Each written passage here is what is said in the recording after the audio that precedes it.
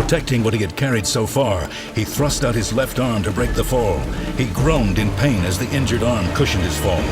The noise of the assailants grew louder. A span of rock connected the cave mouth with a spiraling monolith that rose from the floor of a magnificent cavern. Light flooded the huge space, even though there were no openings in the ceiling. The man could see his way clearly to cross the stone bridge. Struggling to his feet, he put one foot in front of the other, making his way steadily but slowly. He kept his eyes on his goal, ever fearful that he would tumble the 39 meters, goring himself on one of the upthrusting stalactites. The noise of his pursuers echoed through the cavern. Desperate, the man increased his pace across the bridge. Finally, he stepped on the top of the monument, just as the first of his attackers appeared at the other side of the bridge. A pursuer hurled his spear at the man. It found its mark. The spearhead dug deep into his leg, but without hesitation, the man pulled the spear free and painfully limped to the altar, his leg bleeding profusely. Tearing off a strip of his leopard skin robe, he tied it around his wound. The man looked up to see his pursuers carefully inching their way across the bridge. Quickly, he reached into his waistband and pulled a bright glowing crystal from a pouch that carried his treasure. Raising the crystal in both hands above his head, he mumbled a few words, then plunged it into a hole in the altar, pushing it deep, securing its placement.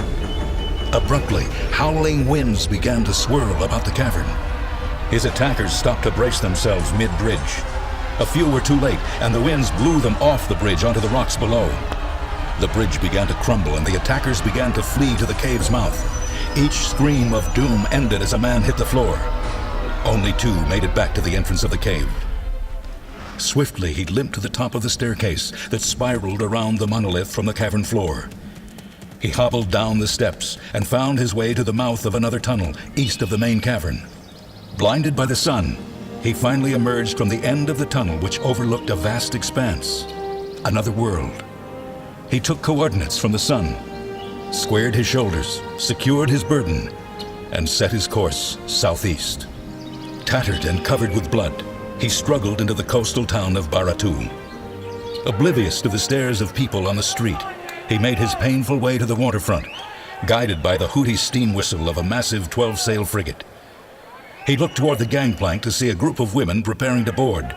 Upon reaching the deck, each turned to wave farewell to one of the gentlemen standing on the dock. The man dragged himself toward the ship, pushing his way through the group of gentlemen. At last he reached the gangplank as the last woman stepped to board the ship. He managed to shout to her, "Help me! You must help me!" The astonished young woman turned toward his voice. Painfully, the man removed the sling from his shoulders. The first mate alerted the crew to the man's presence, and they began to close in on him. Barely able to speak, he held the bundle out to the woman. "Please, be blessed. Take and guard with your life."